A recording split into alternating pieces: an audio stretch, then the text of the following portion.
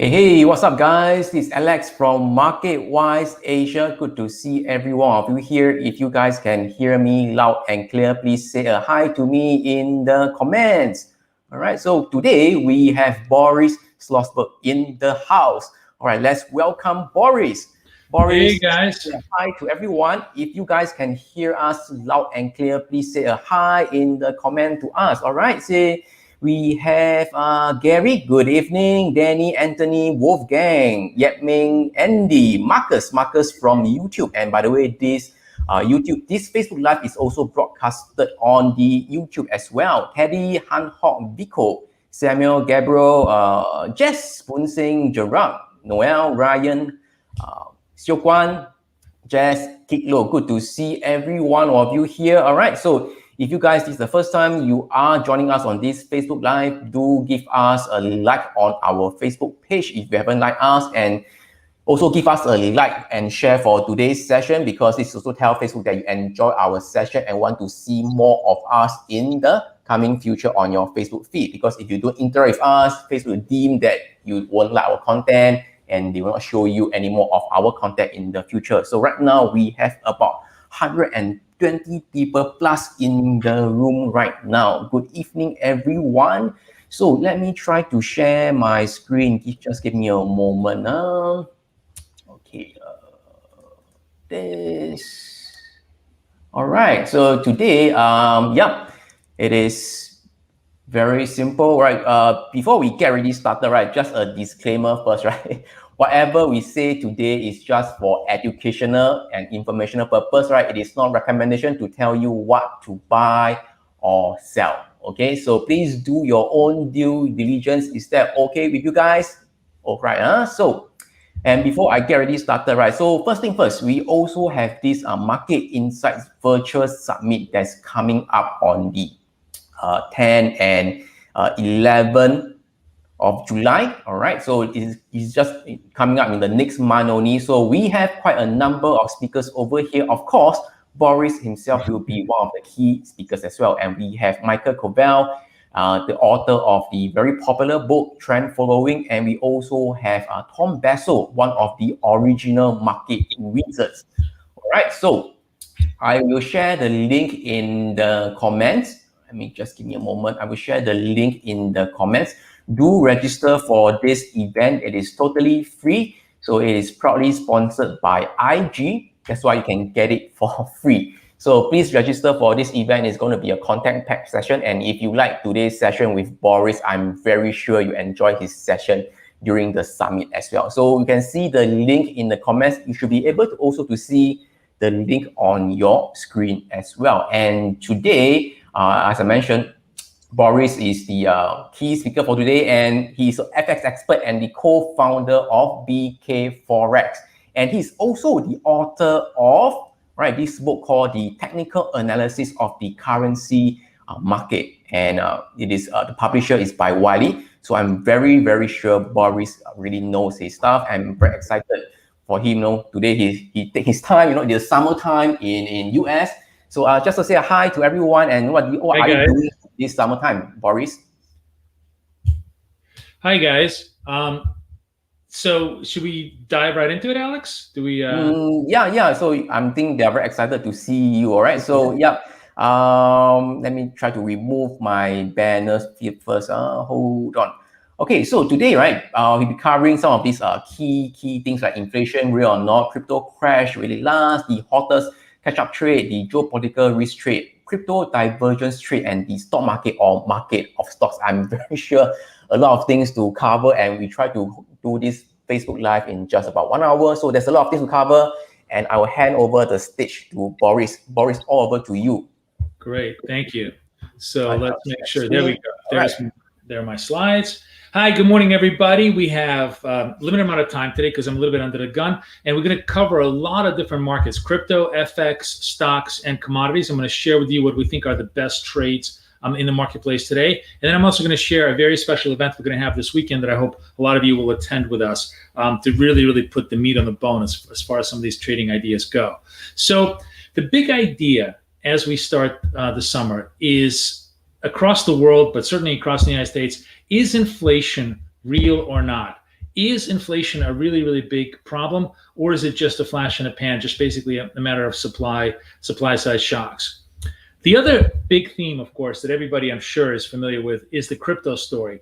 I'm sure some of you are trading Bitcoin, some of you are trading Doge even, many of you are trading other ideas in crypto, and we have some very, very interesting ideas of how you could trade crypto without the enormous volatility that crypto is all about. Then as far as stocks go, there is a place in the world where we think a lot of the movement in the stocks hasn't yet happened, and where the possibility for much better performance as far as stocks go is in that region. So I'm going to share with you where I think those stocks are going to be. And then last but not least, because we'll talk about crypto and across all the situations in all the stock markets, is we're going to keep an eye out on the biggest geopolitical risk that's going on right now. That's not a problem right now, but could be one, and therefore I want to make you very much aware of it as we go forward. The key thing about inflation, which of course everybody's focused on, is that it's really important to understand the difference between inflation, deflation, and disinflation. And once you understand that, it will make the whole story of what's going on right now a lot more understandable. Basically, inflation is when demand chases too little supply, where there is a lot of money, too little supply, and people are just willing to throw money at it, which is very much a situation of what's happening right now. Deflation is when you have way too much supply, where companies have produced way too many goods and nobody is willing to buy, so prices keep going down and down and down.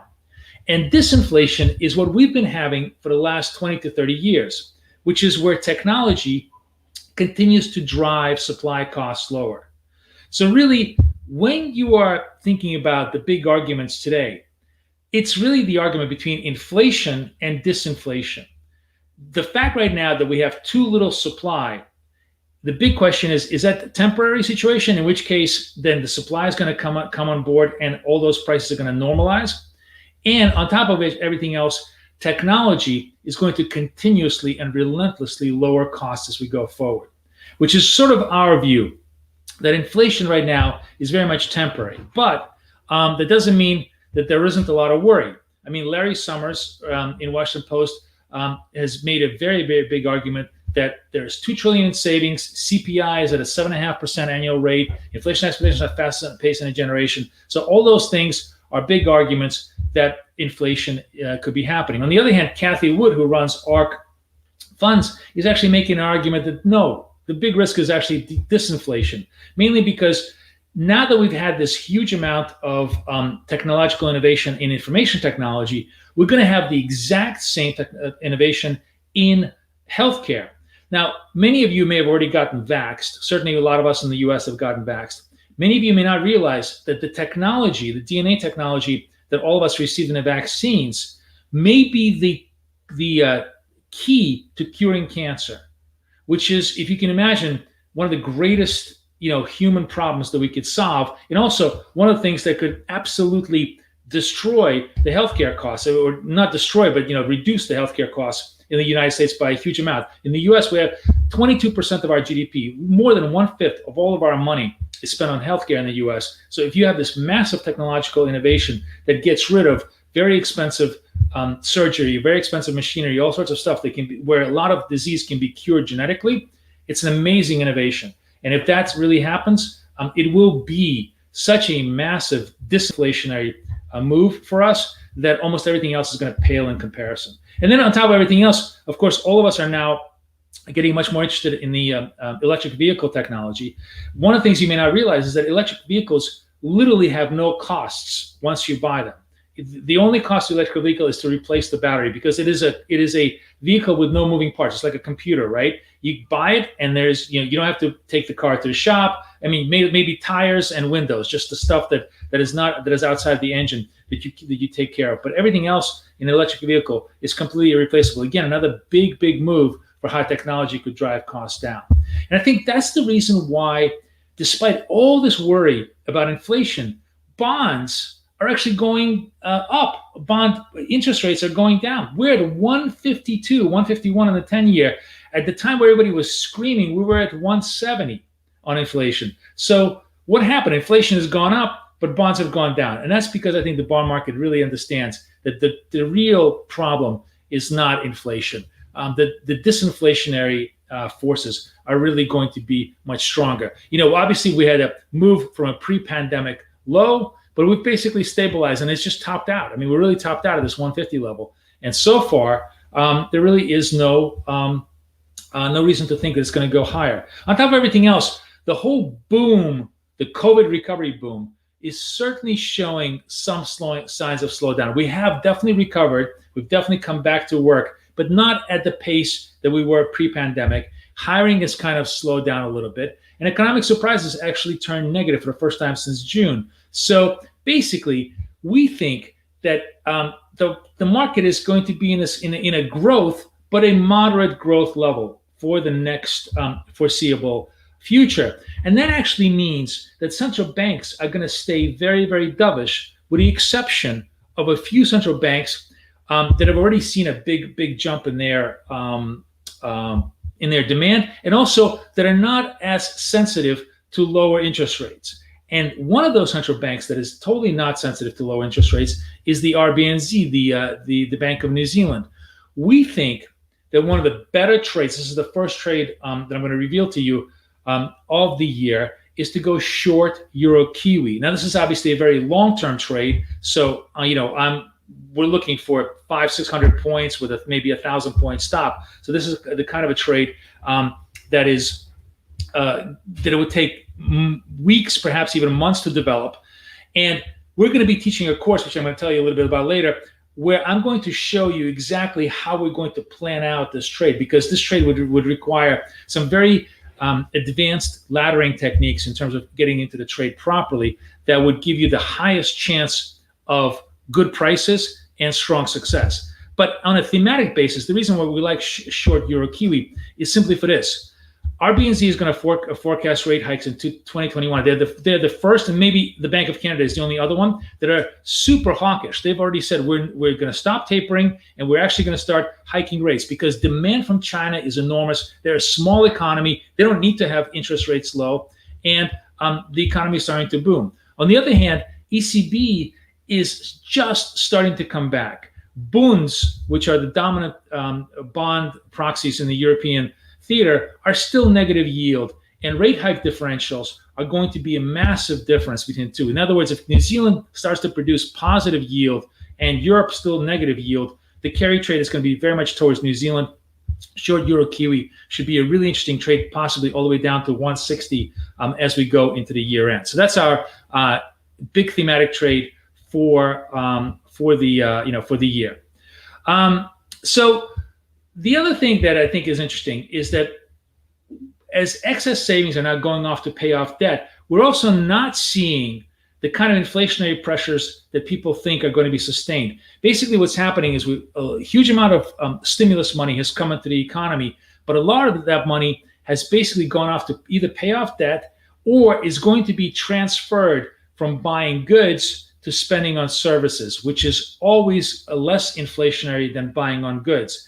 And if that situation is true, and at the same time you have a situation where the Fed continues to keep rates low, that means that real interest rate is actually going to be negative. So you have this kind of a dynamic where underlying inflation, no doubt, is going to be hotter than it was before, probably around maybe 2.5%, maybe 3%, right? Let's just for argument's sake, we're going to be running 3% for the next year in nominal inflation rate. And the Fed is going to keep rates at 2% or lower. So that means interest rates are actually going to be negative. Negative interest rates are incredibly bullish for one asset, which is gold. It's also bullish for Bitcoin, which is why Bitcoin has been doing so well. But basically, the reason why gold, this is the single strongest fundamental factor that drives gold higher, because gold produces no yield.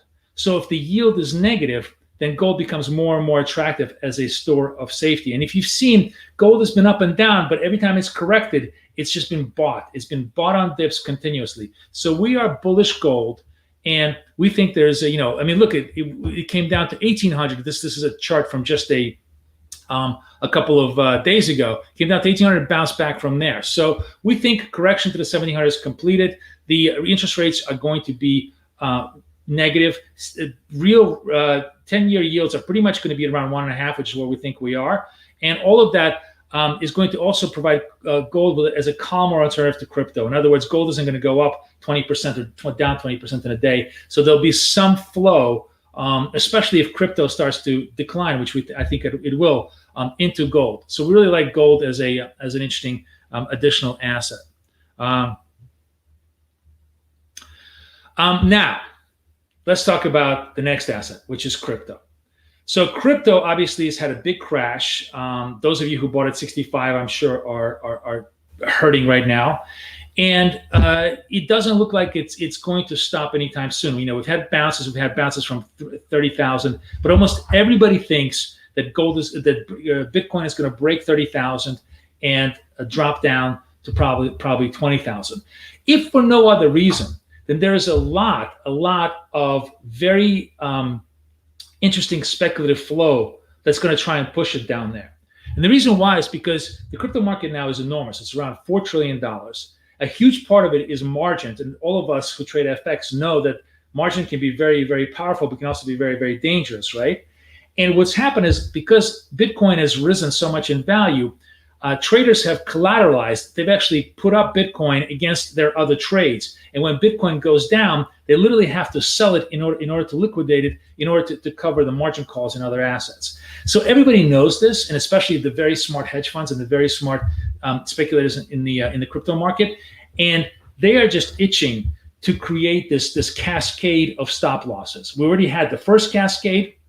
We're very likely to have the second one, because what's happening now is whenever you have a move to the downside, everybody comes in to buy the dip, right? They're just the late buyers, the sucker buyers. Everybody else comes in to buy the dip, and they think, oh, it's bottomed out. It's bottomed out. Remember, Bitcoin doesn't bottom out until it's down 90%, right? That's the story of Bitcoin. Bitcoin rallies, but it needs to come down 80, 90% before it bottoms out. That's been the history of the thing, and I'm very confident that I think it's going to get pushed lower before it goes higher. So in many ways, it is ripe for lots of selling. Now, since we made this presentation, there's been a lot of news. For example, we had the ransomware heist for the pipeline, and Bitcoin, which was used in that ransomware heist, was recovered. Now, you would think that's a good thing. Yes, it's a good thing from a police point of view, but it freaked everybody out, because what it means is that the FBI and the various intelligence agencies across the world can actually trace a lot of the Bitcoin.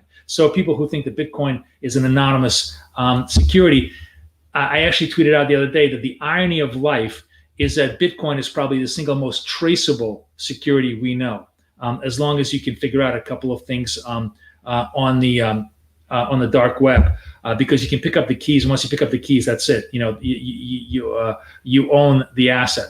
So that's interesting. The other thing that I think is a risk factor for crypto is Tether. Those of you who know what Tether is, it's basically used as a substitute for a US dollar. It's what's called a stable coin. It's always supposed to be 1-to-1 ratio to the US dollar. But the problem is that Tether is very, very opaque. Nobody really knows. The company is in British Virgin Islands. Nobody audits it properly. Nobody really knows what's inside that fund. Usually, when you're trying to create stable returns, you're supposed to just hold either cash equivalents, treasury bills, or something like that. But they hold actually 65% commercial paper. Now, commercial paper is a pretty safe asset, but it's nowhere near as safe as the US dollar or a treasury bill. That's corporate paper. Any company can default on that paper, and that means it's going to lose its net asset value. So there's a lot of fear that Tether, which is really used to settle almost every single trade in the crypto market, is not as safe as it can be. So from all those aspects, I think crypto, especially what I call old crypto, is under some serious assault. Now, on the other hand, crypto divergence, which is the trade that we want to talk to you about, is a very interesting trade, because Bitcoin, Tether, all those stable coins are in many ways old crypto. The new crypto, as some of you may very well know, is Ethereum, because Ethereum is not just a coin. It's not just money. Bitcoin is just a unit of account. Ethereum is a foundation for a transactional system. Ethereum allows for anything: lending, trading, NFTs, all sorts of contracts, and it collects what's known as gas fees, which is just basically fees, and therefore it earns income. So it actually it can be valued just like you would value a stock, because its gas fees are like its profits, and it's therefore can be valued on a stream of its income as an asset. And for all those reasons, almost everybody who's in crypto understands that Ethereum is a much more superior asset than Bitcoin, which is just essentially dumb money versus a smart ecosystem. And for that reason, for one other reason why Ethereum is more interesting, Bitcoin, as everybody knows, is very, very energy intensive, right? Most of the Bitcoin mining is done in China, where a huge amount of it is subsidized by all those coal plants. But ultimately, the world understands that you cannot go on creating more and more Bitcoin under the energy constraints that we have. Ethereum, on the other hand, is moving from the old way of doing business, which is proof of work, where every single computer on the node has to verify every single transaction, to what's known as proof of stake, where you only need to verify the amount that you own. So if you just own 1% of the asset, your node only needs to verify 1% of the work. That enormously reduces the energy use by 1/10,000. The big move in crypto, the real big catalyst we think is going to be this year, is if Vitalik and everybody in the Ethereum project can actually make this happen. If they can transition Ethereum into a proof of stake versus a proof of works foundation, making it lighter, faster, cheaper, less energy intense, it's going to make Ethereum explode. And other variants of Ethereum. There's other variants of Ethereum. I just don't want to. I'm sure those of you who are very deep into crypto know all of them. I don't want to make this presentation all about crypto, so I didn't want to get into very new forms of transactionality. Still, to me, Ethereum is going to be one of the dominant platforms in the marketplace. That's why it's so interesting to look. So our whole trade, our big crypto trade, is in a way to also completely avoid the volatility that you see in the marketplace, the massive 10% down, 10% up moves, is by doing a spread: long Ethereum, short Bitcoin, right? That allows you to expose yourself to crypto in a much more stable, but also in a much more positive way. You see this is the Ethereum crypto spread. And generally, it's ready to go to break out to the upside. Since we started this, I think we're up about 5% already on the spread on the weekly charts. I think the ratio is already a little bit higher, and I think it's only going to get higher, because what's going to happen is Bitcoin is going to go down to 20, maybe even 15. Ethereum is going to fall, but it's going to fall much less, and that spread is going to work very much in your favor, because the losses in Ethereum are going to be much greater than the losses losses in Bitcoin are going to be much greater than the loss in Ethereum. And you're going to be making money on that spread continuously. So that is actually one of the stronger trades that we think is going to happen into the end of this year, especially, and this is the critical thing, if Ethereum moves to a proof of stake protocol, it will make it that much more valuable, and all the flow will go to it. I just want to back up 1 second, because I didn't get a chance. I don't really promote this, but I really wanted to put your attention to this. If you want to read all of my information every single day, 60secondinvestor.com. It's an absolutely free website. It's literally a labor of love. We publish all these ideas on there, and you can read all sorts of stock ideas, FX ideas, crypto ideas all day long. So stocks, let's talk about stocks and find out, what's going on with stocks. If you follow me on Twitter, which is FXFlow, @FXFlow, you'll see that just right now I posted a picture of two wrestlers, one wrestler pinning the other wrestler, and it was a joke. It was just a pun on the idea that if those of you who are following indices see that the stock market has just basically been stalled, it's completely, totally pinned at around this 4,200 level in the S&P, and there's a lot of reasons for it. There's seasonal headwinds because now there's much less liquidity, right? It's summertime. There's pretty serious overvaluation. But more importantly, there's a lot of optionality positioning on both sides, and the option dealers are pretty much happy to sell the top, buy the bottom all day long.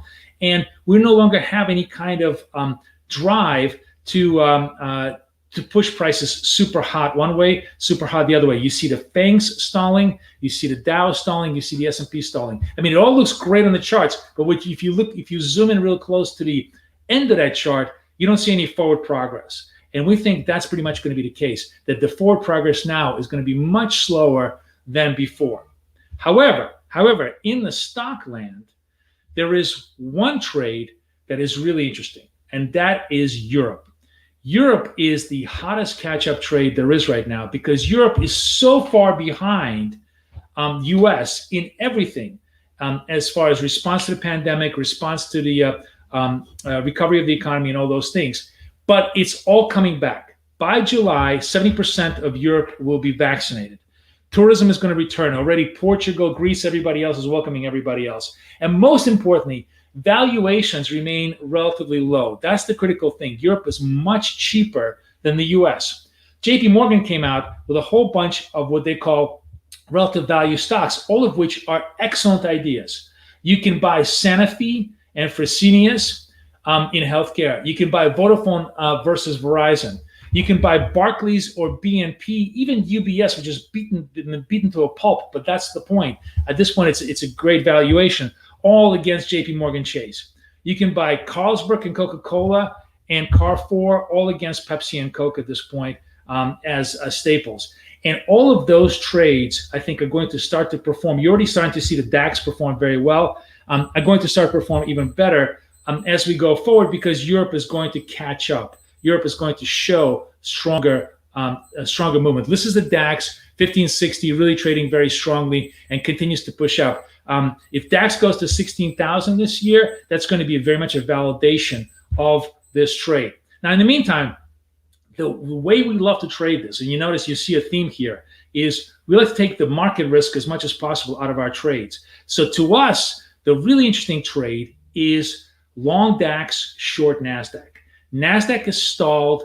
NASDAQ is having a hard time pushing up further. NASDAQ is getting a little bit of a boost right now from low yields, like the 10-year bond at 150, definitely helping it. But we also don't think the 10-year bond is going to go anywhere below that. Like yields are just bottomed. Yields are going to go back up. The moment the 10-year US bond goes to 1.6, 1.7, to the upper end of its range, NASDAQ is going to drop like a stone because NASDAQ lives and dies by free money. All the technology companies who don't make any money live and die by free money. The moment money becomes even marginally expensive, it puts a huge pressure on NASDAQ stocks. And that's very good on a relative basis for long NASDAQ, for long DAX, short NASDAQ. So to us, that trade is double bottomed for quite a long time. Infrastructure spend is going to come into Europe. They're going to spend 750 billion euros now, finally on all of their infrastructure. It's going to create lots and lots of economic activity. So the catch-up trade, I think, looks very good. Technically, you see a nice big bottoming over here. Perfect for a nice big move to the upside. That's our big trade in stocks. Now, before I kind of leave you with some of the ideas, I do need to make you aware what we think is sort of the greatest geopolitical risk. And it wouldn't be any surprise for any of you guys in Asia because you live with it every single day. So I don't think I'm going to tell you anything new. But nevertheless, it's something, of course, that bears watching all the time, which is Taiwan and China continue to be the single most sort of soft spot or sore spot on the global geopolitical stage. Now, I don't know if any of you caught this. This was big news in the US where John Cena, who is actually a fluent Chinese speaker, had to apologize publicly, very, very publicly, on Chinese television to everybody because he called Taiwan a country, a nation. And, obviously that accused a lot of furor on both sides of the Pacific Ocean. Hong Kong has been a clear example of what I think people are afraid of things to come. However, as tense as things have been between Taiwan and China, nobody, and certainly not us, thinks that there's going to be any kind of truly military action going on anytime soon. China really prefers to using Sun Tzu's method, subdue the enemy without fighting. They're just now trying to just create a huge amount of psychological, economic, and physical pressure on Taiwan to basically get them to come in and become part of Greater China. But here's the thing where we can bring it back to inflation. If for some crazy reason, and I don't think that that this is going to happen, but if there's maybe a 5% chance, if for some crazy reason there's some kind of a bad incident between China and Taiwan and it turns into a kind of a military confrontation, that is horrible on every aspect. It's certainly horrible politically, certainly horrible militarily, certainly horrible from human cost point of view, but it's also going to be absolutely devastating economically, because the first and foremost act of reaction to any move like that is going to be some sort of unified Western sanctions against China. And that means the whole supply chain of the West is going to see massive disruption. Huge amount of, anything that we're seeing now is going to pale in comparison. And costs are going to skyrocket. Instability is going to skyrocket. Uncertainty is going to skyrocket. For all these reasons, I think everybody within this conflict understands that's not where they want to be. The Chinese don't want to be there. Certainly the US doesn't want to be there. And I think that Taiwan very much understands it. But still, when you have conflicts, sometimes they get away. Nobody can control them. And when they get out of control, that's the risk you need to be aware of as you are kind of looking at where the tail risks are in the marketplace. Now, that having been said, for now, it's boom, boom, boom, boom, boom. And there's no bigger boom than the electric vehicle market. And I don't mean just, that suddenly America has discovered the electrical vehicle market. America now is very much second-hand, second or third market for EVs. It's really China. I just saw a video this morning in a city in China. I forgot the name of it. They're selling a $5,000 electric vehicle car. It's 22% of like all sales in that city because it's awesome. It's cheap. It goes everywhere you want it to go. It's tiny. They customize it. They make it very cute and possible. And all of that suggests to me that the future of electric vehicles is going to be dominated by China, and there's going to be a possibility of 50 million electric vehicles by the year 2025. And what does that mean commodity-wise? That means you couldn't buy enough copper. Copper is just a perpetual buy-to-dip story because it takes 20 times more copper for an electric vehicle car. It's a computer, so therefore, it just requires it's essentially a lot more copper than a standard ICE engine.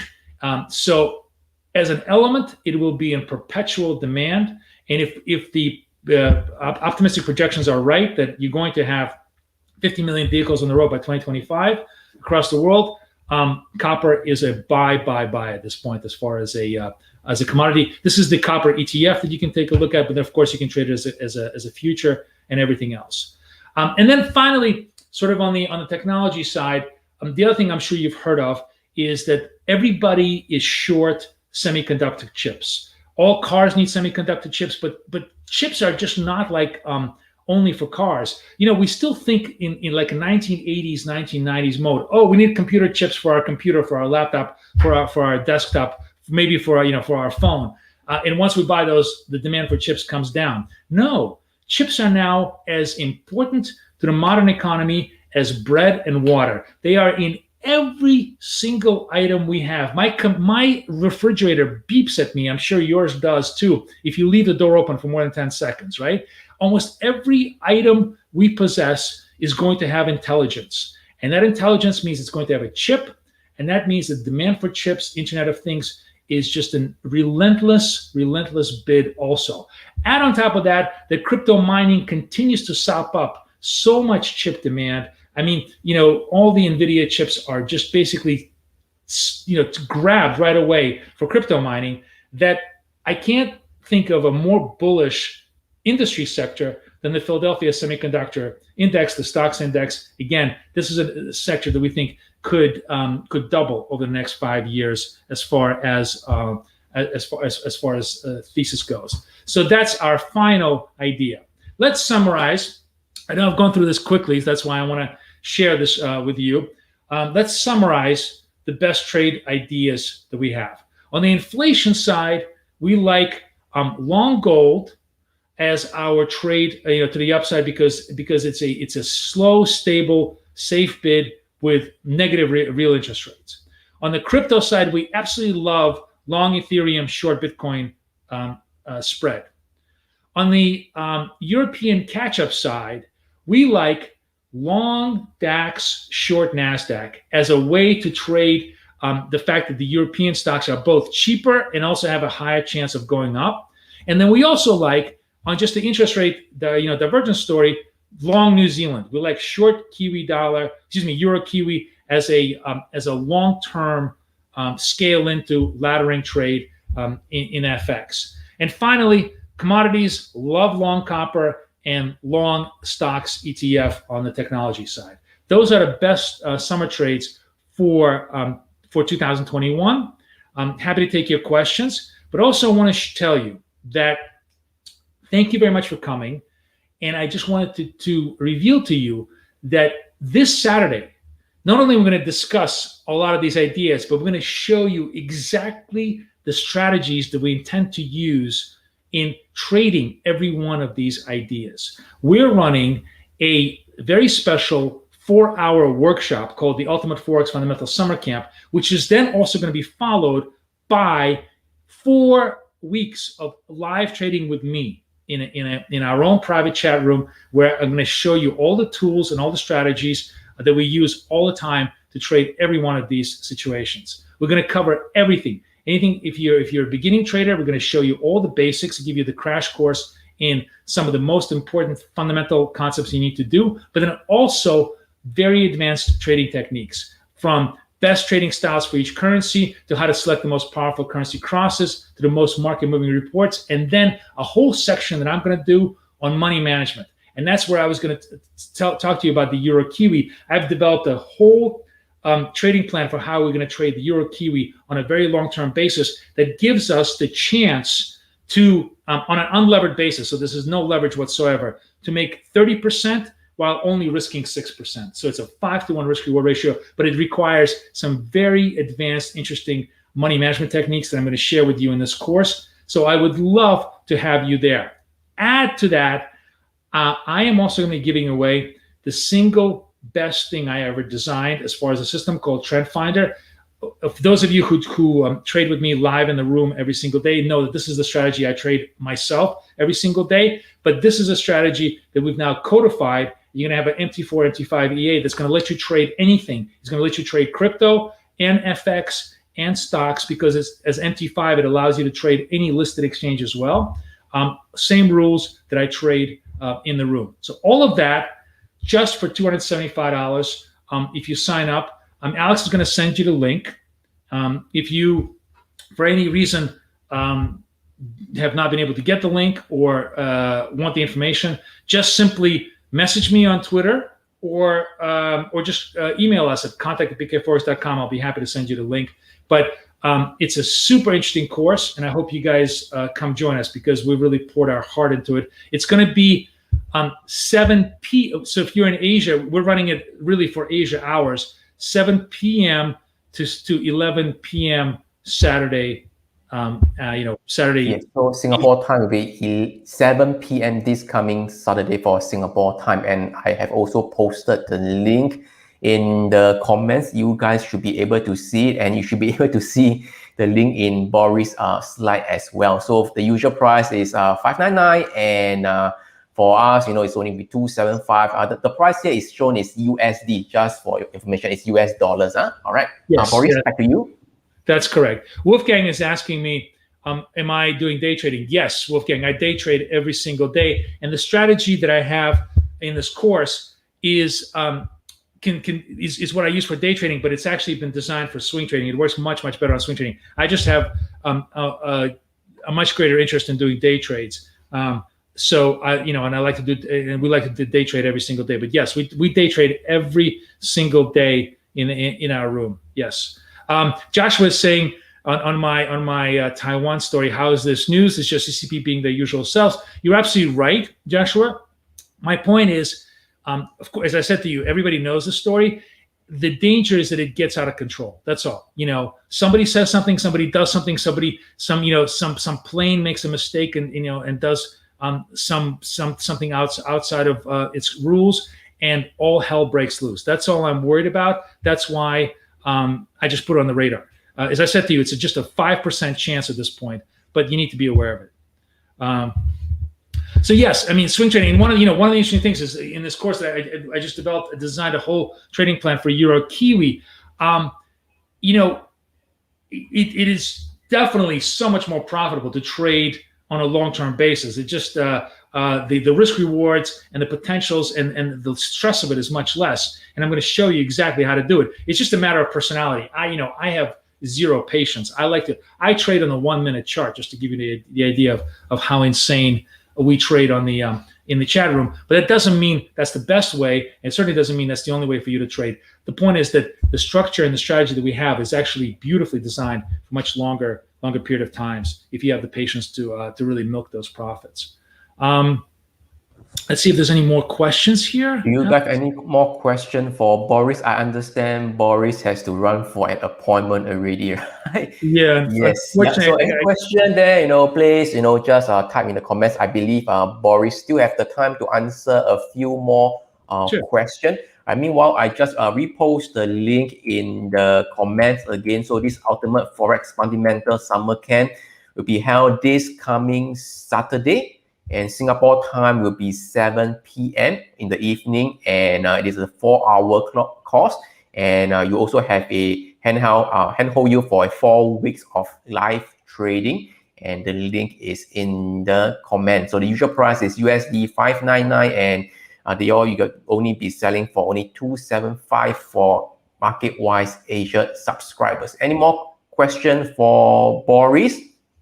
Also, just wanted to mention that those of you who may not be able to attend the course, let's say you have already engagement in previous nights, if you register and sign up, the whole course is going to be videotaped and archived, and it will have a lifetime access to the whole course. So in other words, even if you can't attend, you can watch the whole thing on demand as many times as you like, for as long as you like, and you can always ask us questions about anything that's in the course that's not clear to you. So all right. So Florence is asking, can Total FX newbie follow this course? Yes. I mean, the whole front of the course is Kathy basically teaching you all the basic fundamentals so that you could totally follow it in a very simple, very clean way. Yes, absolutely. It's designed for newbies and then for some advanced structures. What are the brokers that you're using? What is the broker that you will be using for the live trading? So it's a complicated question, Ryan, because we use 8cap as our preferred broker is 8cap out of Australia, but because we're Americans, we can't trade CFDs. So actually, what happens is when I'm doing live trading, I myself trade stock index futures, and everybody else who's around the world trades CFDs with me. This is a good question. Yep. So Wilson is asking for the hand-holding live trading, right? It'll be what time? Yeah. And yep. So it's live trading is always the New York Open, which is 9:30 a.m., which is 9:30 p.m. Singapore, 9:30 p.m. to 10:30 p.m. It's the NYSE, New York Stock Exchange opening hours. We trade the first hour. We call it the power hour. We trade the first hour of the New York Stock Exchange with all the ideas. Okay, so I think there isn't any more question coming in, and I think thank you, Boris, for your sharing. And by the way, I'm also quite for your trade ideas, right? I'm also taking a look at the Europe, those stock exchange like DAX and such. And yeah, I also think that the European stock exchange is going to outperform the S&P 500. So you and I are in agreement on that. Yeah. So I'm also personally looking at these Europe kind of stock exchanges. Yes, and and honestly, as far as our trade ideas, you notice they're not very complicated. We don't have to make it very complex. You literally can just go long DAX, short NASDAQ, and that trade I think will work very, very well. Maybe 10-15% on an unlevered basis over the next year. And that should really, be tremendous for you, especially if you lever it up. So for me personally, I will go via ETF, for example, the FEZ or the IEV. So these two are the European ETF. Yes. Yes, absolutely. Super.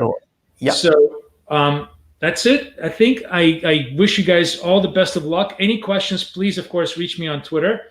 Everybody should follow me on Twitter, FXFlow.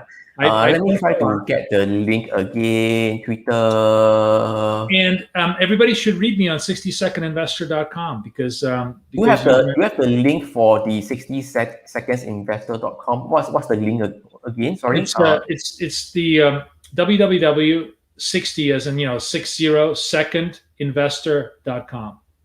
60-second investor. Let me try and Google and get the link. Yeah.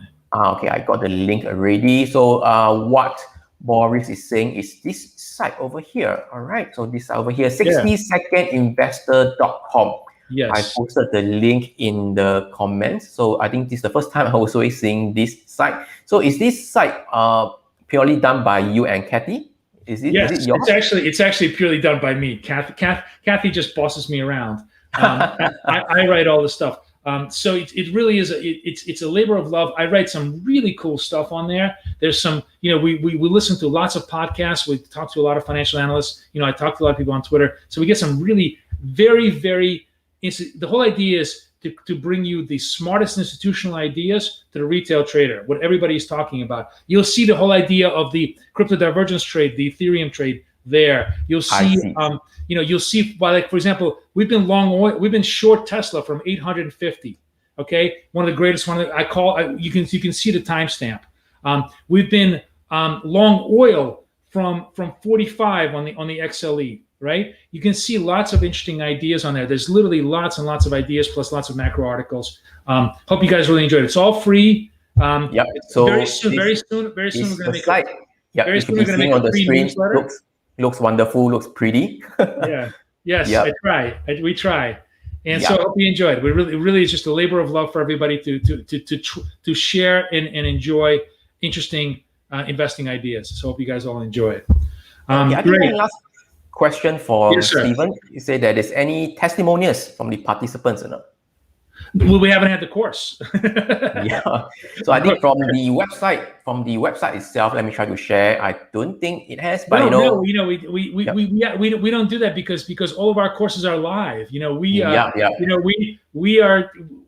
One of the things you'll realize about _𝗕𝗲 and I is that unlike some gurus, which I will not mention, who just all they spend their time is making YouTube videos or commercials, we spend all our time actually trading. We're live trading all the time. _𝗕𝗲 live trades every day. I live trade every day. We're in the markets, so we don't really, when we do our courses, they're live. They're they're real. They're with totally understood, because I can testify also. It is not easy to do a live trade in front of students, so it's very stressful. Exactly.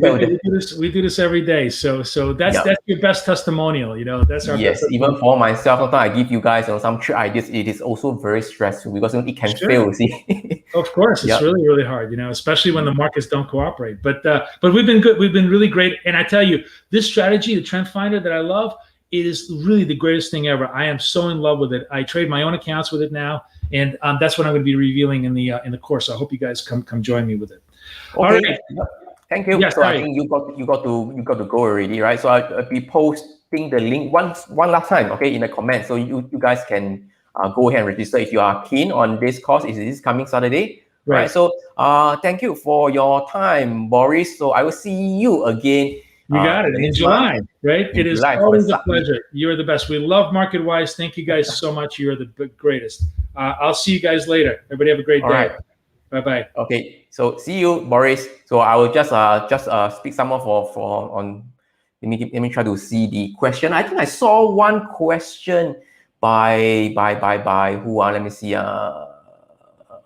Which ETF is it? I don't see. Is it one question over here? Let me see. Okay. Joshua is asking, what's the DAX ETF again? So I believe you guys have gotten some trade ideas from Boris. So for myself, right, I'm also looking at the Europe as well. So for this it's not a DAX ETF, basically it is a FEZ.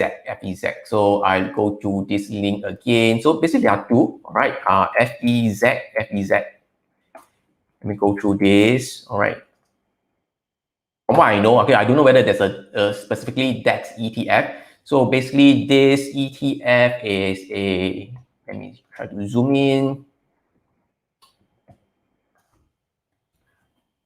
It's the Euro Stocks 50 ETF.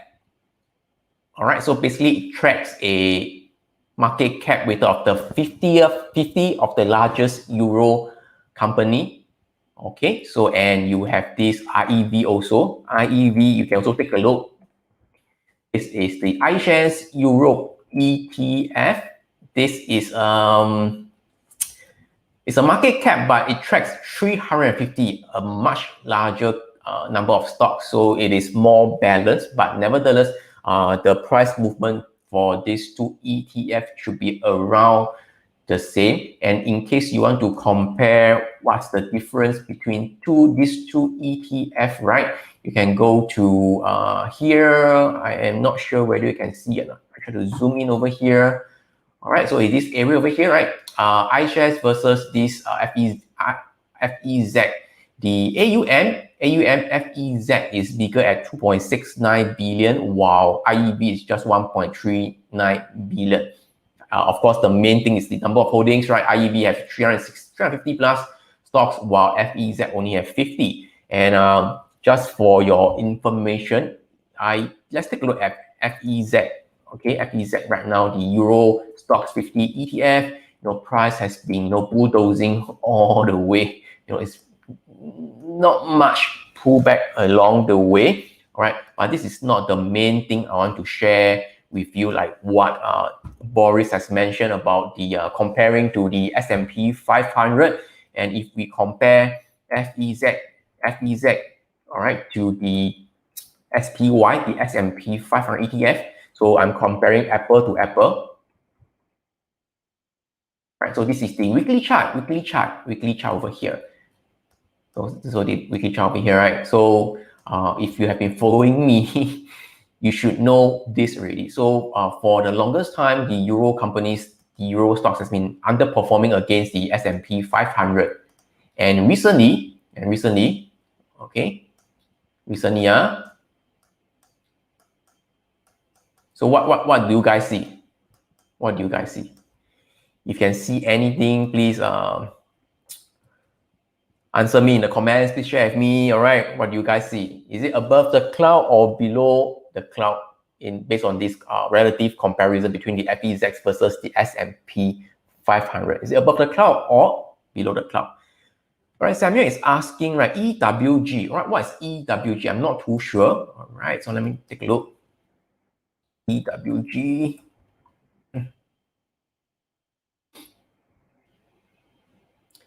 EWG is the Germany ETF. All right, so I think this can replace the DAX as well. So you could do that. So EWG basically is the mid cap and the large cap German company, and the AUM is quite big, 3.19 billion. So you can take that as well. Thank you for your input. All right, so EWG, you guys can take a look.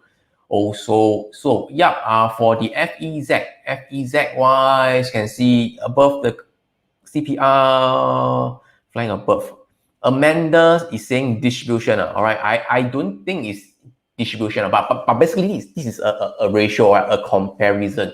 Okay, not a direct price on. So if you're just talking about this, it's more like a consolidation and ready to break out. And of course, right now price is already broken above the cloud. So to me, is that the European companies is going to, there's a probability that's going to outperform the S&P 500. So let's take a look at EWG, Germany Index Fund. Again, so the price chart is very similar to the FEZ, also weekly time frame. It's just bulldozing all the way up. And if you go down to the daily time frame, it is pretty standard, uptrend, but there'll be pullback along the way. You guys can get in as such. So are you guys learning something from this session as well? So basically, me and Boris, are also taking a look at the European so-called stocks instead of the S&P 500 stocks. So if you guys are learning something, right, please give us a like and share in the comments. I only have about 60 plus like, and right now we still have about 170 people in the room right now. So please give us a like and share, to be so, 𝗕𝗲𝘀𝘁 lah. Okay. Yeah. So just give us a like and share. Liking is free. And it also tells Facebook that you enjoy our content and want to see more of us in the future. Because if you don't engage with us, Facebook will deem that you don't like our content and will not show you MarketWise Asia feed on your Facebook feed. Okay, so please just give us a like or share, or at least just give us a like. And for those who are still with us, just want to recap again. We have this Market Insights Virtual Summit that is coming up on the July 10 and 11.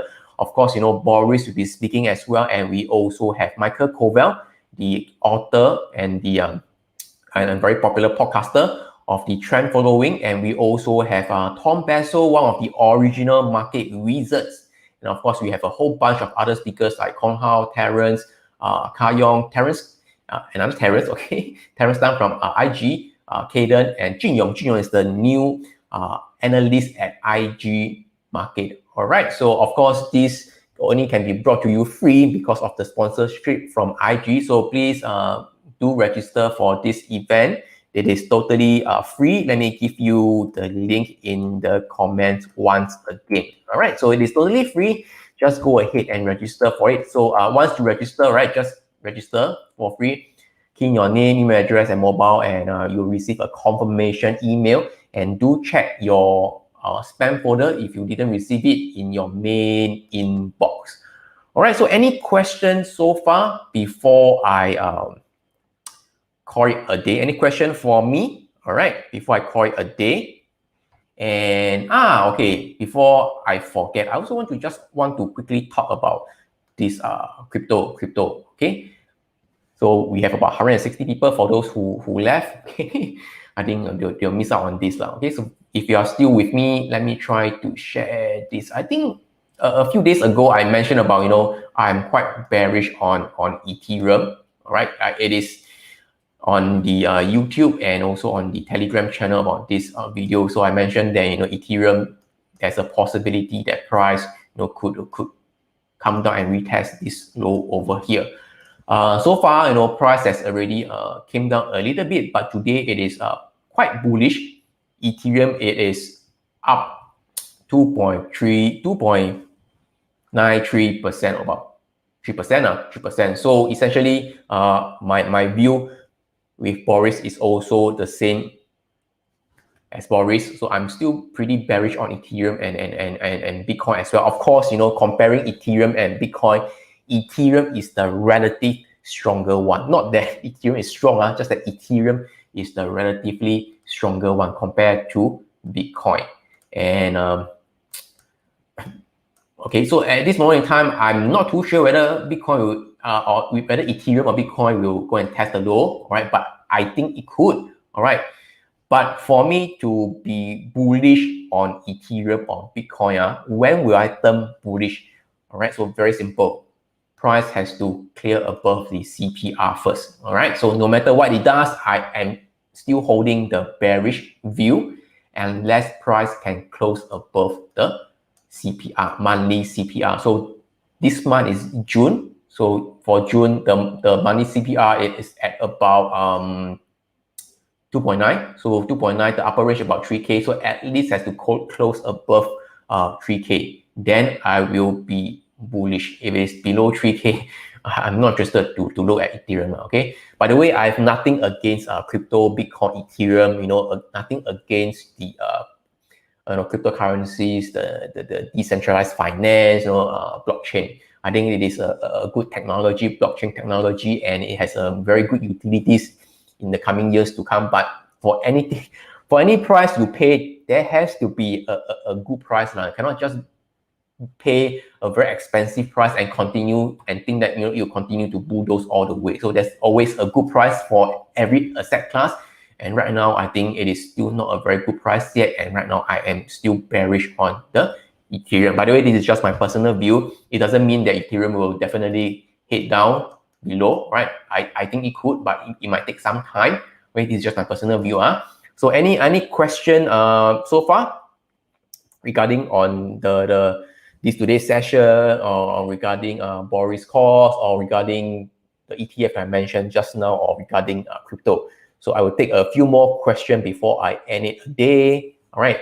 And once again, last call over here, please register for this Market Insights Virtual Summit over here. Where is it? Yeah. All right. So July 10 and 11, I need you guys to support our event also. So with a very good content and speakers lined up as well. Boris said BTC will drop 90% before turning. So short BTC. Of course, that is his personal view. Whether it will drop 90%, I don't know. But basically, based on the past history in the 2017 Bitcoin, actually the top is the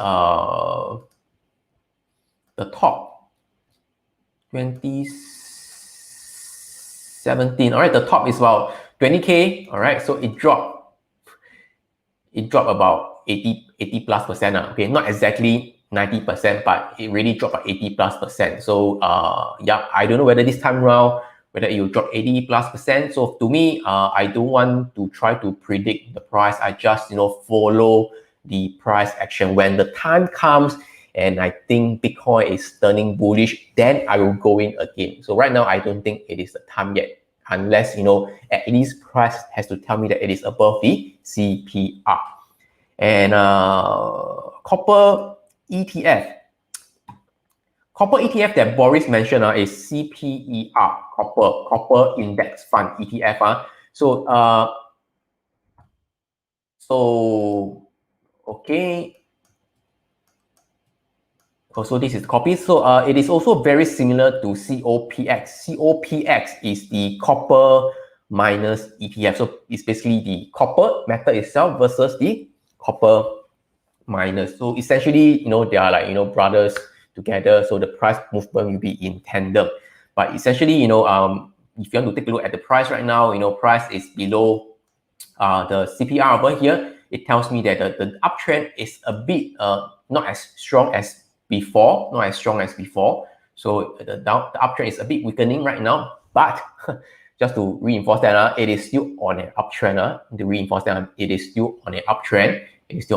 So don't turn bearish. Just that you can buy up to your own trigger, but it is still an uptrend for the copper weekly time frame. It is still on a uptrend. Okay, just that on the daily time frame, the momentum is not as strong as previously before, but it is still on a uptrend. And FCX, Danny. So FCX is also in one of the mining companies, Freeport-McMoRan over here. You can see the price chart. Essentially, it is the same as the copper metal itself. So price is also below the CPR over here. The uptrend is a bit weakening, but nevertheless, it is still on a uptrend. COPX is the copper miners, right? So which I mentioned before. Okay, so it's a bit weaker than the rest. So price has came down quite a bit already. So previously I mentioned that I actually go long over here. So my mode of trading is by default is swing trading. So I normally hold for a few days to at most a few weeks. So just in case for those who don't know and for those who didn't attend my previous Facebook Live, I actually exit on this candle here. All right, so basically it is at the CPR, which I think it could be facing resistance. So I decided, to just take my profit. So I entered somewhere around here at this low over here at the CPR, and I ride for a few days to here. All right, so this is just my personal my trade over here. Right now, for copper miners, I think it's not the best time to enter if you want to. So I will still be watching. Yeah. All right. So last call. Any question before I end it a day? So basically just the metals only. So yeah, I think 1 hour plus already. So I think it's a good time to end the session right now. So today is Wednesday. I might do another Facebook Live on Friday. I might. I'm not sure. So I'll see how it goes. So I'll see you guys maybe on Friday. If not on Friday, then I will see you guys next week again already. So the time now is about 12:37 a.m. in the morning already. thank you for tuning in to this Facebook Live. I think Boris shared quite a number of good trading ideas. I hope you guys enjoy the session.